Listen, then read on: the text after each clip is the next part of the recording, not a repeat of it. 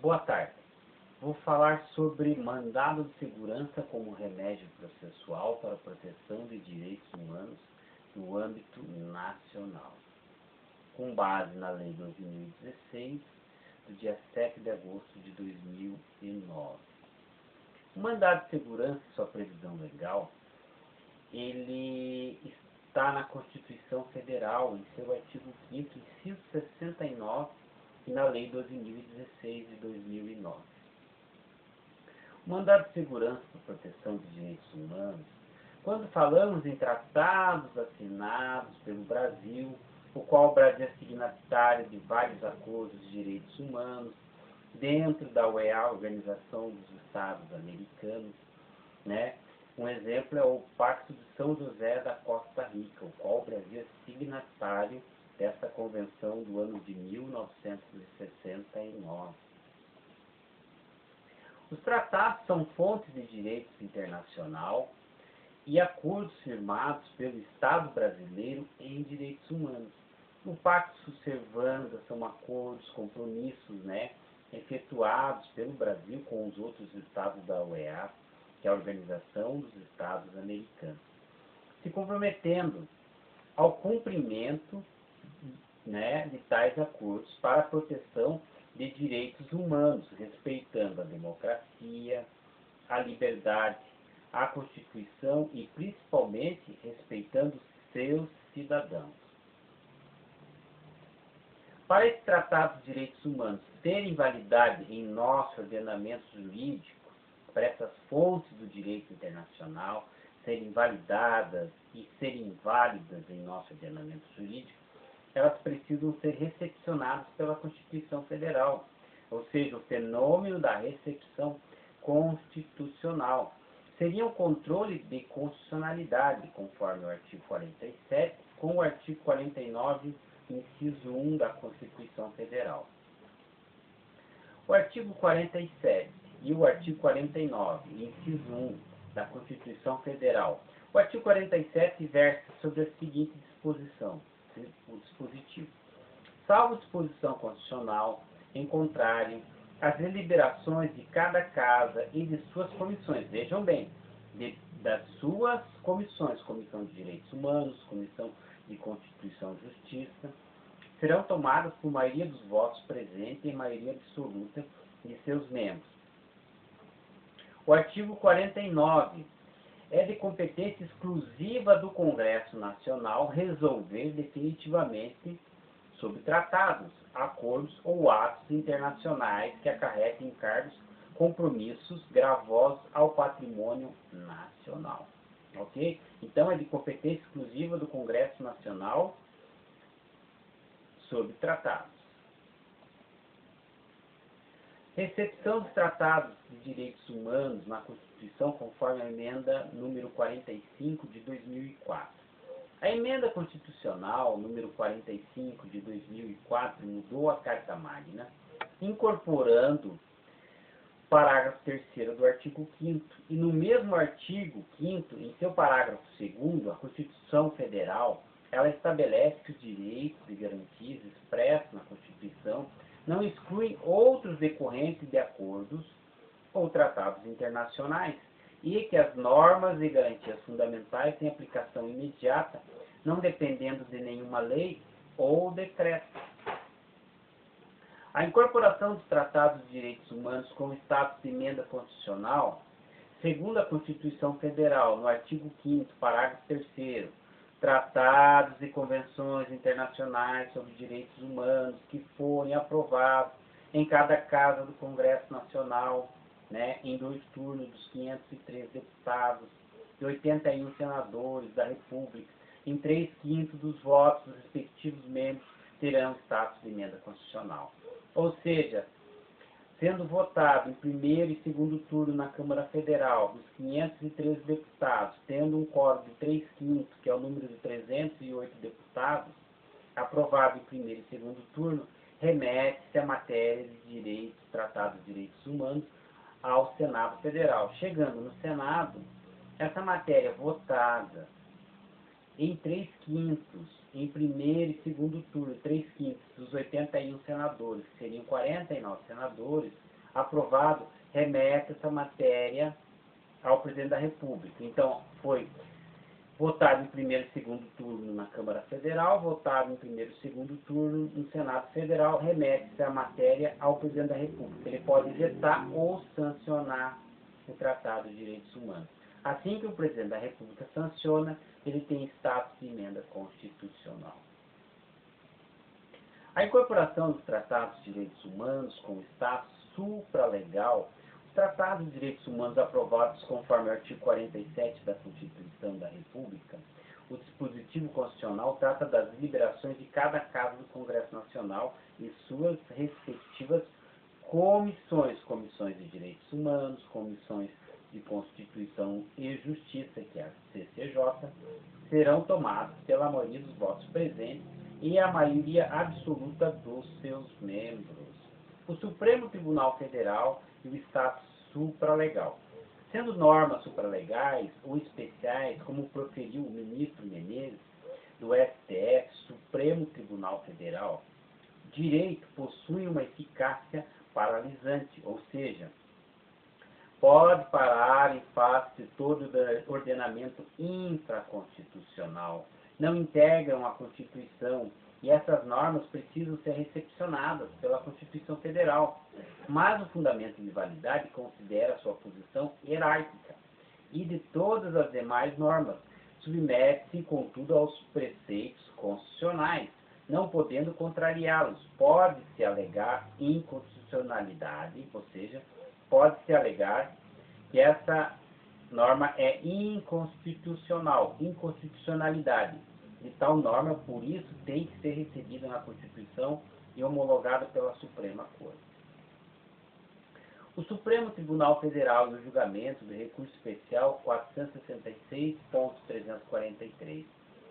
Esse recurso é que é importante mencionar que existe uma tese da supralegalidade, a hierarquia da norma, dentro da Constituição Federal. Já foi por diversas vezes aceita, confirmada pelo STF, e essa aceitação por parte do Pretório Celso, ou seja, seria uma confirmação dos tratados internacionais acordados pelo Brasil, né, e desde a decisão do recurso especial número 466.343, é o entendimento firmado por essa brilhante Corte Supremo Tribunal Federal, ou STF.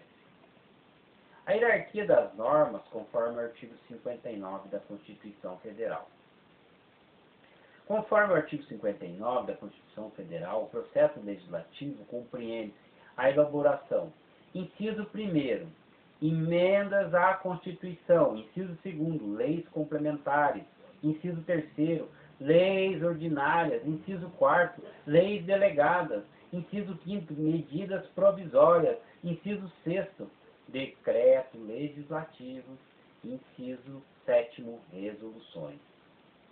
Então, dentro da pirâmide de Hans Kelsen, a hierarquia das normas constitucionais, né, os tratados de direitos humanos, eles têm status de emenda constitucional acima das leis complementares. Ok? Pois então, os tratados de direitos humanos é isso. Agora vamos para mandado de segurança. O mandado de segurança, ele é uma ação constitucional que qualquer cidadão pode entrar com esse pedido junto ao Poder Judiciário, seja pessoa física, pessoa jurídica, que representa garantias constitucionais fundamentais para tutelar aquele direito que tenha sido violado ou se encontre ameaçado, né, por abuso de poder de uma autoridade coatora, dando-lhes plena garantia constitucional de direito líquido e certo, individual e coletivo. O mandado de segurança, ele foi criado na Constituição de 1934, no artigo 113. Veja bem, ele é bem antiguinho. Eu não havia nem nascido ainda. Então, ele estava no artigo número 113, na Constituição de 34. Salienta-se que o mandado de segurança é um instituto fruto de uma criação brasileira, inserido na Constituição de 1934, em seu artigo 113, e ignorado pela Constituição de 1937. E o mesmo foi restaurado com base na Lei Fundamental, a Constituição de 1946, mantido pela Carta Magna de 1967 e é a Constituição da República Federativa do Brasil de 1988. E hoje, atualmente, é regulamentado pela Lei 12.016 de 2009. As hipóteses de cabimento do mandado de segurança contra atos lesivos, abusivos do poder público por parte da autoridade coatora, que ofenda o direito líquido e certo, não amparado por habeas corpus, habeas data, conforme o artigo 5º, inciso 69 da Constituição Federal. O mandado de segurança, ele pode ser individual ou coletivo, de várias pessoas. O mandado de segurança pode ser coletivo, individual, com capacidade processual. Essa capacidade processual, a pessoa para impetrar o mandado de segurança precisa ter 18 anos de idade, ou seja, ser maior de idade, e ser legítimo, ter a legitimidade da ação, com o sujeito ativo impetrante e sujeito passivo impetrado, paciente, e o prazo para a impetração é de 120 dias, senão decai o direito. Da decisão administrativa, então 120 dias da decisão administrativa decai o direito, que indeferiu o pedido em primeira e segunda instância, a administrativa. Um exemplo, o cidadão está com câncer, fase terminal, está com AIDS, precisa de um medicamento que o custo chega a 8, 9, 10 mil reais. Esses medicamentos caros para câncer, para AIDS, 12, 15 mil reais. Ele não tem esse poder aquisitivo. O cidadão que está doente, ele tem a necessidade de se tratar, tem o direito à vida, tem o direito à vida, e ele precisa desse medicamento.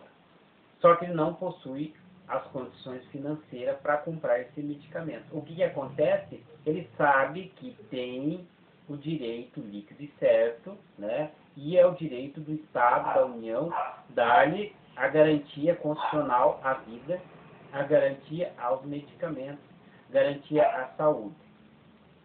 Então, ele se constitui de um advogado através de uma procuração, a partir da decisão que indeferiu o mandado de segurança em primeira e segunda instância na Secretaria Municipal de Saúde ou na Secretaria Estadual de Saúde, a partir dessa decisão que indeferiu o pedido administrativo que ele fez, ele impetra o mandado de segurança através do seu advogado.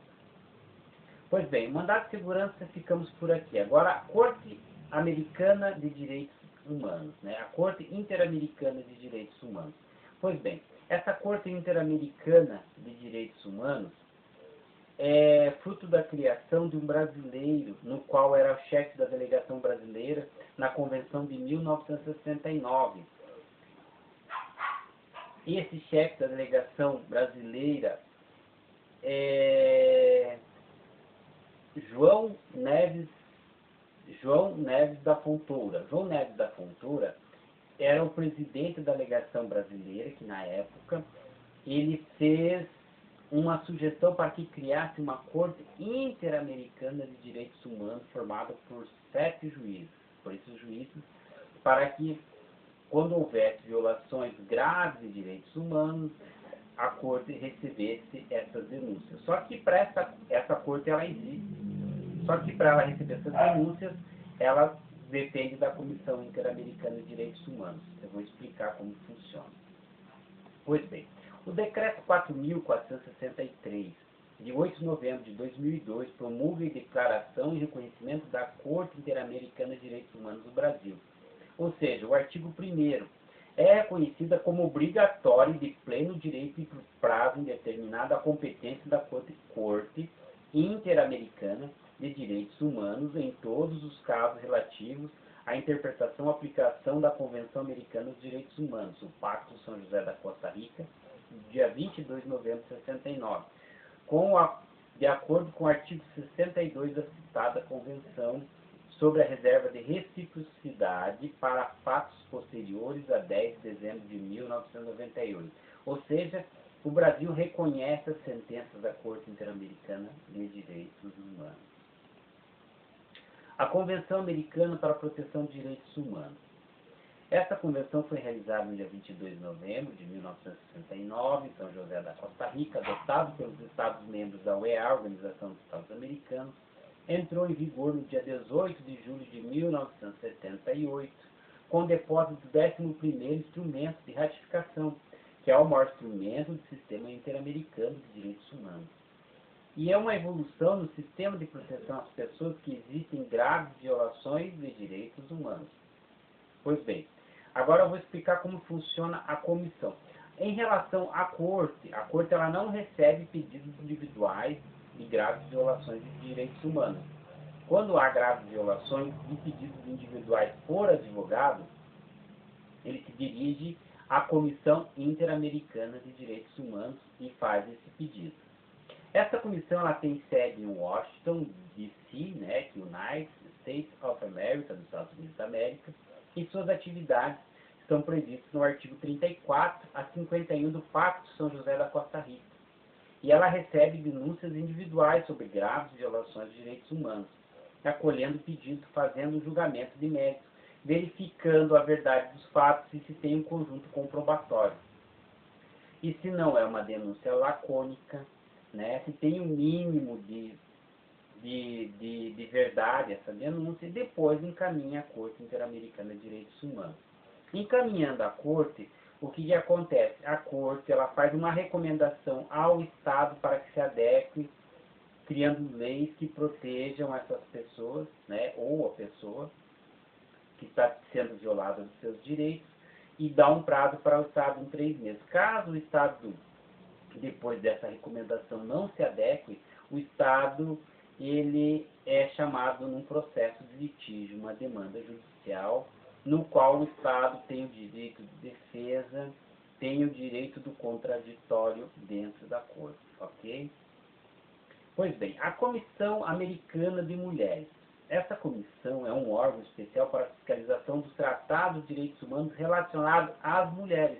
O papel dessa comissão é a fiscalização do cumprimento de alguns tratados de direitos humanos relacionados à dignidade da pessoa humana, das mulheres, o respeito à vida, e se os Estados signatários estão cumprindo as suas obrigações com as mulheres acordadas e convencionadas por cláusulas de reserva do direito internacional. A Corte Interamericana de Direitos Humanos existem 3 pontos.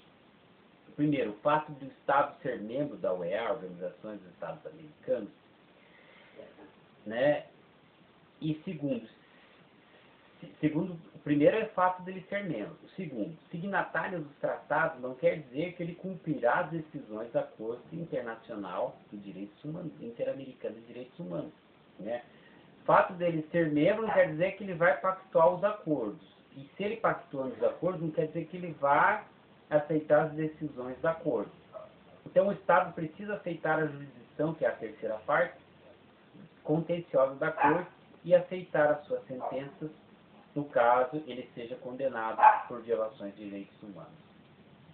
O Estado precisa concordar, ele tem que ter um mútuo reconhecimento das decisões e as sentenças da Corte Interamericana de Direitos Humanos. De nada adianta o Estado ser membro da OEA, ser signatário do tratado, se não aceitar a sentença da Corte. Ele precisa aceitar cumprir as decisões da Corte Interamericana.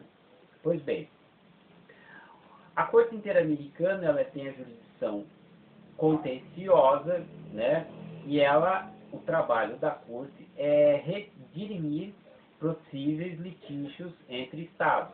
Mas quando se trata de direitos humanos, quando há violações graves de direitos humanos, essa Corte ela não pode receber denúncias individuais encaminhadas à Corte. Essa Corte ela se localiza em Porto Rico, São José da Costa Rica.